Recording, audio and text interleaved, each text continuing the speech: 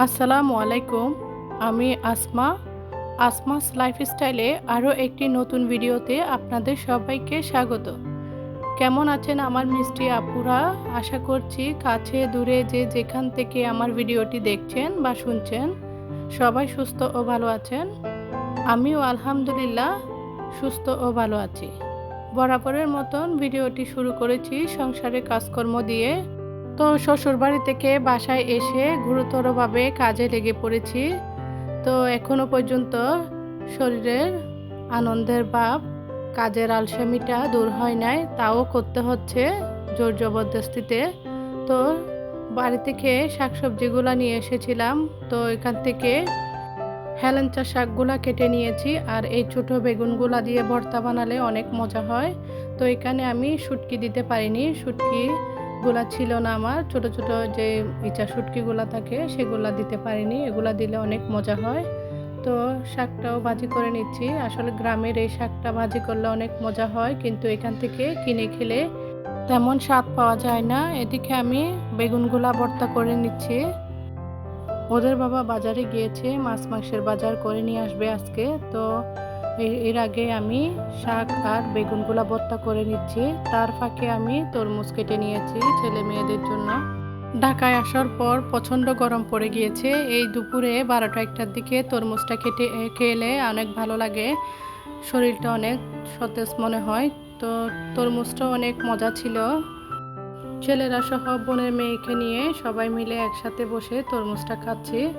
তো ভিডিওর এ পর্যন্ত এসে আপুদেরকে বলছি প্লিজ একটি লাইক দিয়ে কন্টিনিউ করবেন। অনেক দিন ধরে ভিডিও না দেওয়াতে ভিডিওর ওয়াচ টাইমের একদম 12টা বেজে গেছে। তো কিছু করার নাই, তাও আবার শখের বসে ভিডিওটা দিই। তো ওয়াচ টাইম দেখলে মন খারাপ হয়ে যায়, কিন্তু তাও আবার আপুদের ভালোবাসার কারণে ভিডিও দিতে ইচ্ছা করে।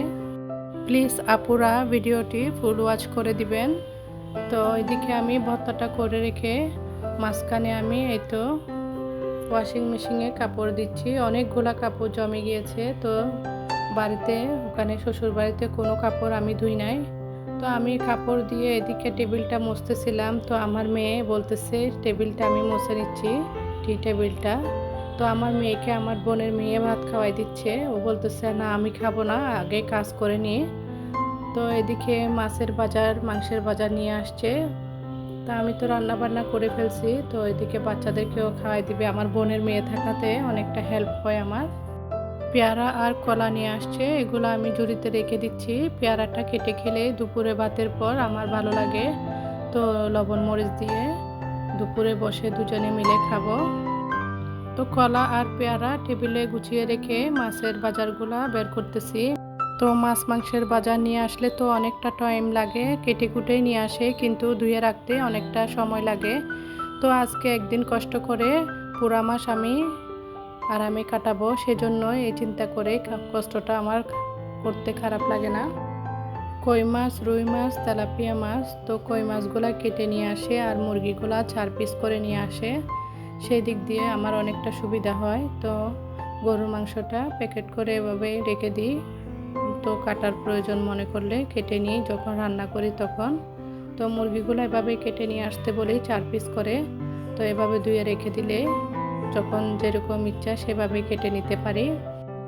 রমজান মাসে সেভাবে বাজার করা হয়নি, প্রথম দিকে বাজার করে রেখেছিলাম, কিন্তু পরে মনে করেছিলাম বাজার আবার করাবো, কিন্তু তার প্রয়োজন হয় নাই, কেননা রমজানে একদিন রান্না করলে 2-3 দিন খাওয়া পড়েছে। তো সেদিক দিয়ে তেমন একটা মাছ মাংসের বাজার লাগেনি। তো সবগুলো আমি ধুয়ে একে একে জিপার প্যাকেটে করে রেখে দিচ্ছি। তো দুপুরে ভর্তা, শাক আর কিছু ফ্রিজে মাংস ছিল রান্না করা, সেগুলা বের করে নিয়েছি। তো ওগুলা দিয়েই দুপুরেরটা হয়ে গিয়েছে। তো রাতের জন্য গরুর মাংসটা রান্না করে নিব, পাতিলের মধ্যে নিয়ে নিছি রান্না করার জন্য। তো বসিয়েও দিব এর মধ্যে। তো এদিকে আমার মাছ মাংসের বাজার গোছানো শেষ। তো ফ্রিজ খুলে দেখি আপনাদের ভাই এই মাছগুলা নিয়ে আসছে। তো আনার পর এগুলা ফ্রিজে রেখে দিছে, তো কেটে নিয়ে আসে নাই, তাই আমি রাগ করব সেজন্য রেখে দিছে আমাকে না বলে। তো ফ্রিজ খুলে যখন আমি মাছ মাংস রাখতেছিলাম তখন দেখি এই মাছগুলা তো কিছু করার নাই, এখন আর কাটতে পারবো না, রেখে দিছি, পরে কোনো এক সময় বের করে কেটে নিব। তো মাছ মাংসের বাজার গুছানোটা অনেকটা প্যারা লাগে, তো গুছানো থাকলে রান্না করতে সময় লাগে না। তো মাছ মাংসের গুছানো শেষ করে আমরা খাওয়া দাওয়া করে তারপরেই তো পেয়ারা কেটে নিয়েছে আমার বোনের মেয়ে, মরিচ লবণ দিয়ে খাবো বসে। তো অনেকক্ষণ রেস্ট করে নিয়েছি, তারপর ঝটপটভাবে এই তো পাউরুটি দিয়ে চিকেন দিয়ে, মানে ভিতরের পুরটা চিকেনের ওইটা দিয়ে একটা রোলের মতন করে ঝটপটভাবে বানিয়ে নিয়েছি। তো চিকেনের পুরটা আমার বানানো ছিল ফ্রিজে, তো এটা বের করে বানিয়ে নিয়েছি ঝটপট। এটার মধ্যে ব্রেড ক্রামও দিতে পারি, কিন্তু আমি সহজে বানানোর জন্য অতটা ঝামেলার মধ্যে চাই নাই। তো খেতে অনেকটা মজা হয়েছে। ভিডিওটি এ পর্যন্ত। আল্লাহ হাফেজ।